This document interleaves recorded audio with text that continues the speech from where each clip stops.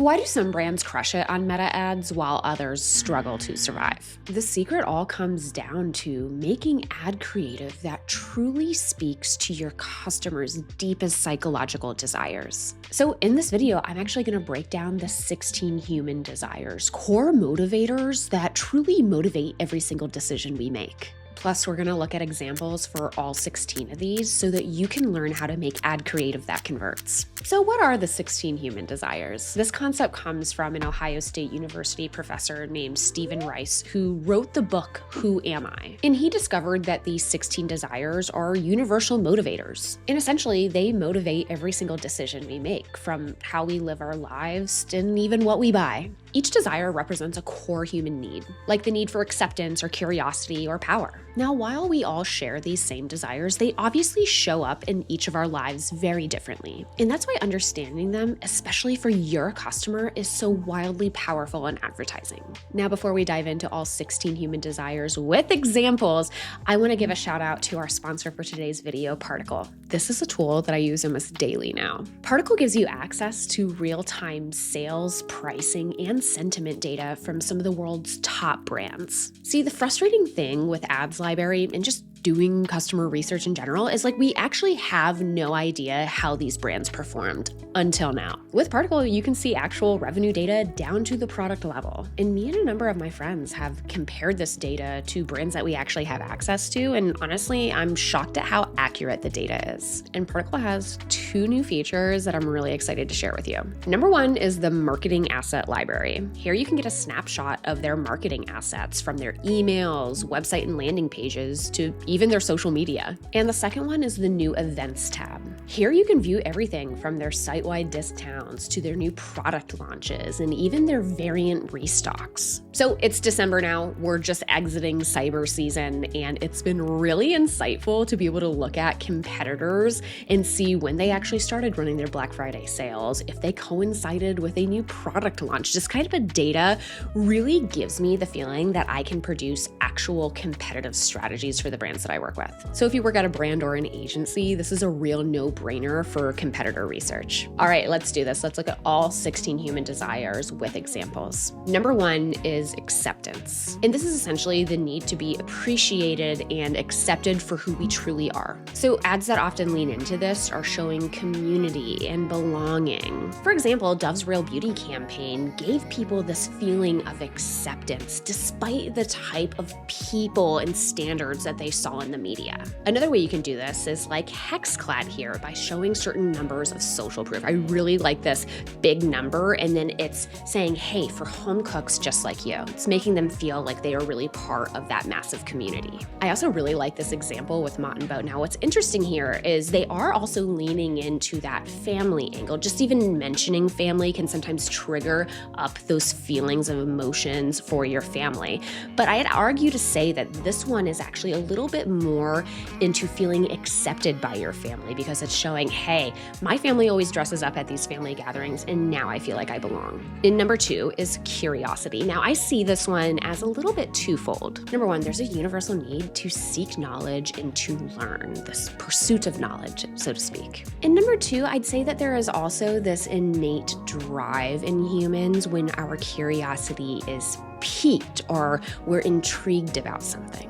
Now, I think this ad from The Hustle really speaks overtly to becoming smarter and well-informed, but you could also just make your audience curious about you. That is also tapping into that human desire. And number three is eating. This is simply the need for food. I actually like to consider this one like the Anthony Bourdain of desires. He had a great drive to experience culture and togetherness and community through food and drinking. I personally like to think that breaking bread and giving cheers is a core human desire, even if it tends to look different from person to person. Now, I think nearly any brand that has to do with food or drinking can, very legitimately tap into this human desire. I think this is also a great example by Kolkata Chai, by really using the act of tea and chai as the way to feel community. And next one is family. This is a really, really big one.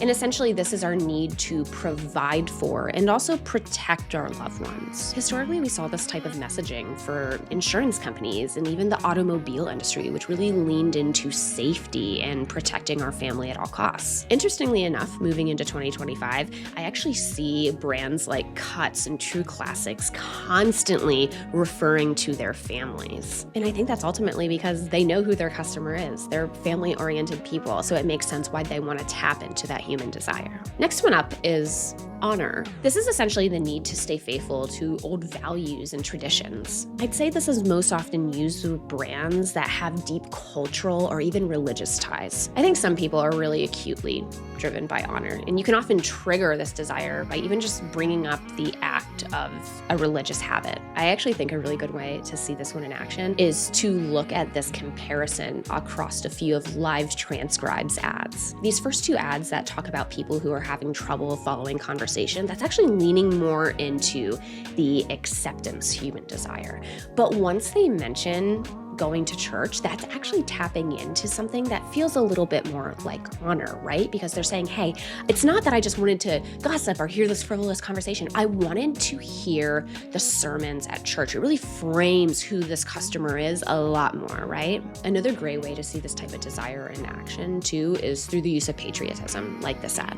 Next one up is idealism, which is pretty similar, right? This is essentially the need for social justice or making the world a better place. Brands like Patagonia thrive here. They're really trying to inspire action as well as environmental causes. I think another great way to frame this human desire too is about doing the right thing. The next human desire is independence. And this essentially is our desire to not only be unique, but also to be self-sufficient. So brands like Harley-Davidson that really lean into independence and are also a little bit counterculture lean into this type of human desire. This is essentially for customers who really value their freedom, but not in like a patriotic kind of way, you know what I mean? A really great example of this type of desire is actually the Stepful ad. Now this ad is actually, again, bringing up that family role, but what they're actually trying to get at is, hey, this is something that I wanted to do for me as the individual, which is actually leaning a lot more into independence instead of more of the family desire.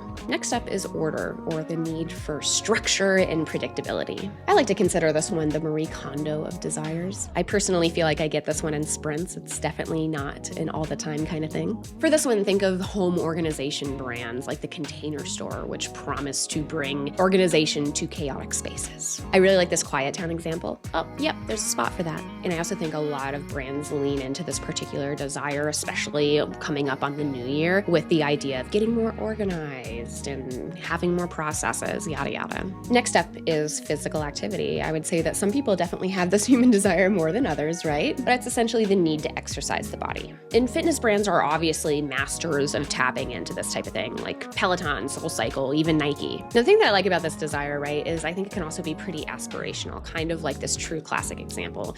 The number one T for guys who lift, well, it can actually be for guys who lift or guys who want to lift or want to lift more. And the next one is power. Now, this one is actually more about the power to control your own outcomes as opposed to, insert a picture of Trump here.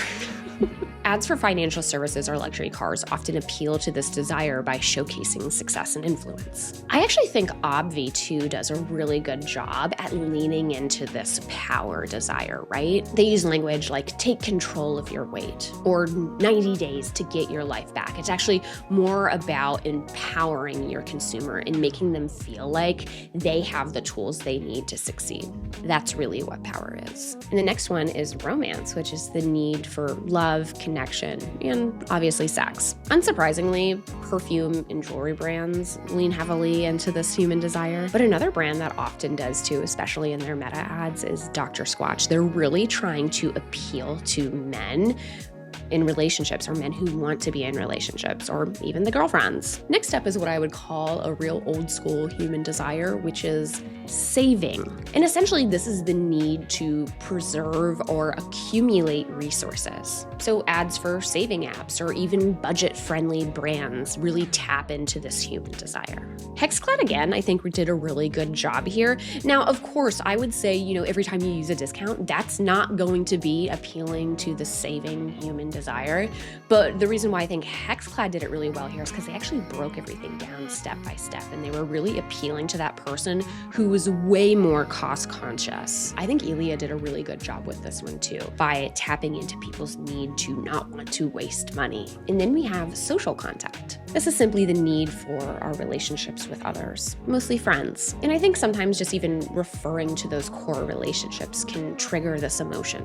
I really love this example by Thrive Cosmetics because referring to this woman's girlfriends is actually doing a few things. Number one, it's absolutely tapping in to that need for social contact, but it's also a little bit of social proof, right? And that innately, when we're talking about word of mouth marketing, feels quite a bit more authentic and natural. Similar to social contact is the next human desire of social status. And this is the need for significance or prestige. I'd say this is pretty similar to the power human desire, but it is a little different. Unsurprisingly, luxury fashion brands very often lean into this type of human desire by saying, hey, our products will elevate your status. When I think of this human desire, my mind automatically goes to magazine print ads of the 90s. All right, and the next one is tranquility. This is essentially the need for peace and calm. Unsurprisingly, wellness brands very often tap into this type of desire, promising relief from anxiety or fear or stress. And I actually created an ad recently that centered in on this core desire that ended up spending over $2 million on meta ads with a 3 ROAS, so really do not discount this desire. The brand Loop